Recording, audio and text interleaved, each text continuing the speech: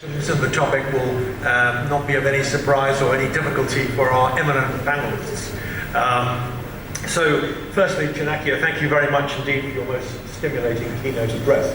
And basically, I'm going to kick off by asking Janakia, the Colombian president, Gustavo Petro, told delegates last week at COP in Dubai, and I quote, "We are facing a confrontation between fossil capital and human life."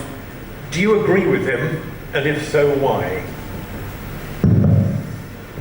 Well, I think the reality is that what he said is correct. Because a few years back, we used to say that, climate change will impact. But last few years, climate change is impacting. So if you notice the kind of, suddenly you will realize that there are floods somewhere, there are landslides somewhere, there are certain heat waves which will come in. There are no other reasons but the kind of impact that is being created because of the temperatures rising. To what extent do you feel there's an urgency about all of this? So I think, if you look at the world we live in, the urgency is of different nature in different parts of the world. So, and this debate continues to go on about developing world and the developing or developed world. And this debate continues to say that, I need to grow and I will have an inflection point somewhere, and after that maybe I will, or a tipping point, and then I'll come down. Whereas the developed world, where the impacts are being seen more and more of this, I would say the planet moving in a different direction, there the urgency is much more. So if you, for example, I just mentioned that if you look at Europe today and see what kind of changes have been seen in the climate and the weather. Now, the summers were never as hot. So what it also means is that these systems have not been made to deal with these kind of situations. Since the climate negotiations began in 1992, more carbon dioxide from burning fossil fuels has been released worldwide than in all preceding human history.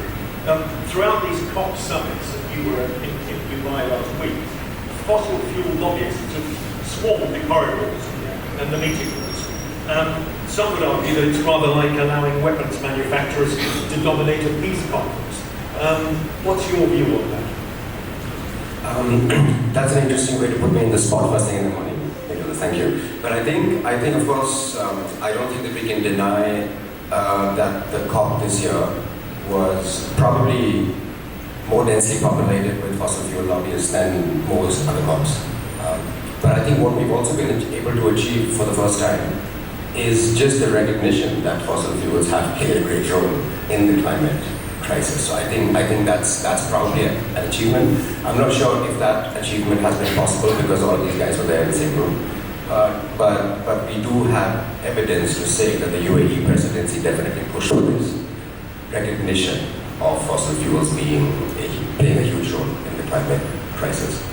I think what came on from there is also, quantification of emissions and reductions that would be required to control the climate crisis by 2030, 2035, and by 2050. So I would look at those as positive outcomes of the presence of fossil fuel lobbyists at COP this year. We had a separate agenda, which I will talk about later. Michael, what's your take on that? I mean, do you think it's inevitable that COP should have been swarmed with so many fossil fuel lobbyists? Well, I think I'm going to be honest here. We've known about the linkage between carbon and the world warming since 1856. That is over 150 years. In 1960 and 1970s, we were able to establish a linkage of actual warming taking place of the world. We know that that was buried by companies like ExxonMobil. And I think it's important that we name these actors who buried it. We've been treating climate science like it's controversial. And I spent the immediate day after COP28 when the resolutions were posted, I read through that 27-page document. And it is frankly ridiculous to me that what the text says is that we recognize the role of fossil fuels and we recognize the importance of transitioning away. I mean, what is that except for saying thoughts and prayers? You know, the world's on fire. I mean, I work in impact in the Balibar Foundation, right? So my impact team sends me photos, they send me videos, they send me stories from the field. And my heart breaks when I see farmers losing land, when I see an island literally losing an entire school to soil erosion. And they have to then, they have to pay out of pocket to be able to send their kids to school, and it's a huge expense. At the same time, their incomes are decreasing because of the decline in agricultural yield, which Chanakya outlined so well. At the same time, they're facing this, and what we're doing is debating whether or not the science is real. I mean, get real.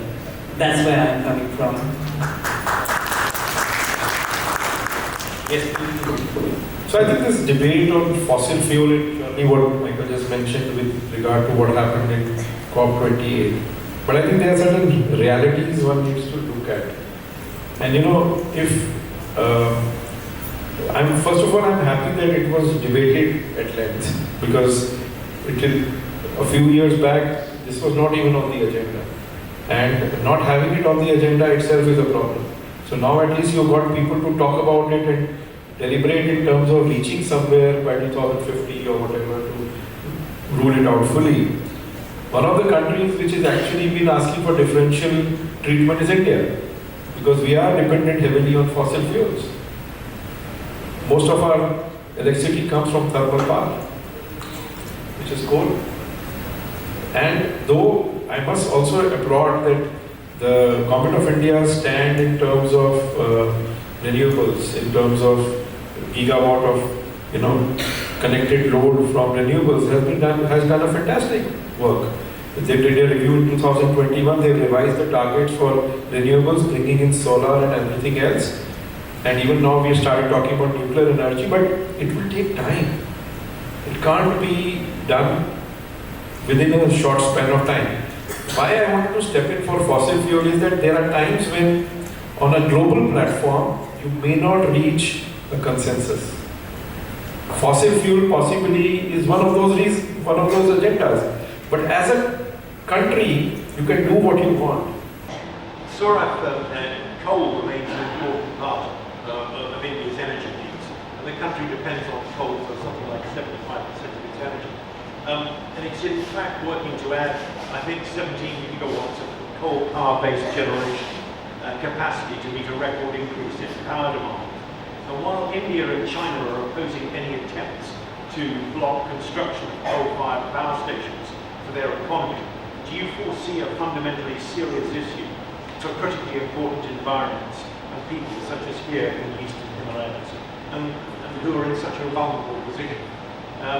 What's the solution? I think I will take on from what Chanakya and Mike mentioned here about, of course, I think, global warming. I think, Nicholas, you mentioned last year was the hottest year on Earth, right? And we all know why that's happening. Mike's mentioned about the importance of the region as a biodiversity hotspot. So I think there's two things here. So while India, China, and the US's emissions are of course contributing largely to global warming, this global warming is having a huge effect on the people who live in the Eastern Himalayan ecosystem. So we define this ecosystem as a four-country ecosystem largely, which is India, Nepal, Bhutan, Bangladesh, and this ecosystem goes from the tallest mountains on Earth to the largest mangrove forests on Earth between India and Bangladesh. Here, between the mountains and the mangroves, there are about 240 million people. And 80% of these people's livelihoods are dependent directly on nature. Most of them are farmers, few foresters.